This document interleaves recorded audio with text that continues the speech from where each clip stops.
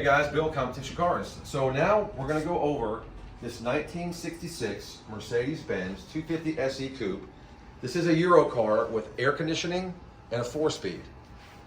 And there's a lot to like about this car. We're going to go over the engine bay first.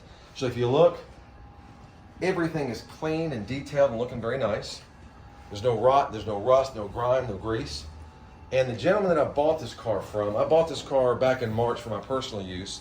And I bought it from John Freeman. He has a high-end German repair shop in Atlanta. And I have pictures of this engine sitting on stand where the complete engine has been rebuilt. It's been a couple years ago, but there's maybe 1,000 miles on this engine. All correct internals, so the car runs like a sewing machine. The air is ice cold.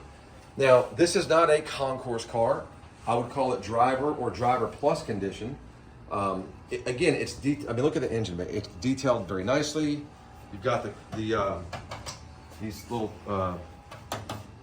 plaques with the correct VIN number that matches the VIN on the car, and it matches the correct paint code, so it's not a color change. This is the correct color on the car. Arabian gray, I believe is what Mercedes called it. And it is a Euro car, but it does have the American headlights, okay? Now, Christian, we're very, very happy with the way the undercarriage detailed out. Christian spent some time under there just scrubbing and cleaning, and just look how nice everything looks under there. I mean, again, this is not some driver car. It's not concourse, but it's not a driver car either. It's not just a driver quality car. We spent some time and really made the effort to bring it up to par. It's been serviced. We did the steering column was a little loose. We fixed that. So we serviced it. Oil filter, went through the car. Anything it needed was done. The air conditioner has been converted to R134. And then come around to the interior of the car. Got a brand new set of cocoa mats in it. As you can see, the carpet up under here is super clean, very good condition. Has a lot of new wood. The original radio is not working. It had an aftermarket radio in it. I took it out. I didn't like it. I'd rather have a non-functioning original radio than a working aftermarket radio. I just don't like that. As far as I can tell, these seats, unless I'm missing something, seem to be original, okay? Shifter boot, clean, fresh, new, all wood around that center console. Car has 2 steering wheels. The steering wheel that it came with was black and it was cracked. And I painted it, had it refinished in white, but it cracked again, so we got rid of that. It's in the trunk, it'll go with the car. Headliner looks great, back seats look great, carpets look great.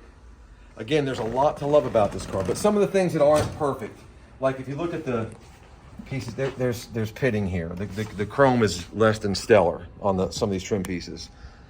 You can see there, same around the dash, some of that stuff going on. And there's about a $3,600 receipt for new wood, and so you can see everything that's new with the wood. There's a hairline crack on the instrument cluster on the top of that wood. Not sure how it got there. I can't remember if it was there when I bought it or if it happened since I owned it, but I noticed it once I started getting deeper into the car. Look up under the door jambs here. The flats of the door is perfect. Clean, pristine, no rust, no rot. Coming to the trunk, we have a trunk full of parts and some accessories. Correct, what appears to be a period correct spare.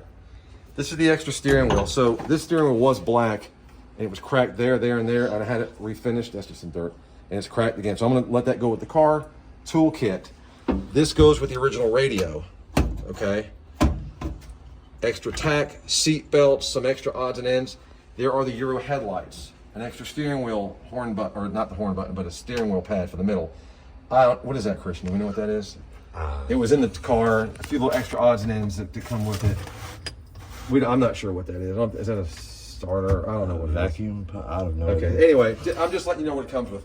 We've got pictures of the trunk. The trunk is clean. There's no rust in the trunk. The bottom side of the deck lid looks great. Coming around to the driver's side, again, just like the passenger side. If you open the door, it looks like $1 million. It's clean, but it's just not perfect. Again, so it's very light. I mean, it looks good. Don't get me wrong. It's not terrible, but I don't want to overpromise on the car. You know, the guy that I bought the car loosely used the term concourse. I don't necessarily agree with that. I think this is more driver quality car. I like the fact that the air is cold. Now, the mileage, let me sit in here for a second. The mileage, according to the paperwork, is correct. However, this is a Euro car, and I am certain this odometer has been changed before. So it's gonna show 73,000 miles, but again, I'm not gonna swear that's the correct miles. This new steering wheel, look how good that looks. Air works, heat works. The radio looks great. The clock still seems to be working. It's keeping time properly. This is a little loose. I noticed, I'm not sure how it tightens, but I know it's loose, so I'm going to tell you it's loose. Visors look good. This little piece of trim here has some pitting and stuff, right? Just little odds and ends like that. So a car that you're not going to spend 80 or 90 grand on, but a car that you can enjoy, drive, be proud to show, and people are going to go, wow, this thing's in great shape. Those of you that are experts on this car, you may see some things that aren't correct. I'm not an expert on it. I know a nice car when I see it. It is a nice car. It's not a perfect, flawless car. So keep all that in mind. Look, study all the pictures. If there's something that specific you want me to photograph or video, I'll be happy to do it. I'm all about full disclosure, transparency, and I've driven this car myself several times.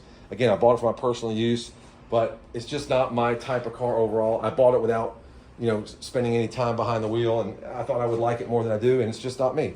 So I'm gonna pass it on to the next person that enjoys more of this era car, and that will get more use out of it. So there it is, guys. We'll do an exterior walk around next. You'll see it on Bring a Trailer soon. You'll see this video on YouTube, and we'll do the driving video and the exterior video next. Thanks, guys.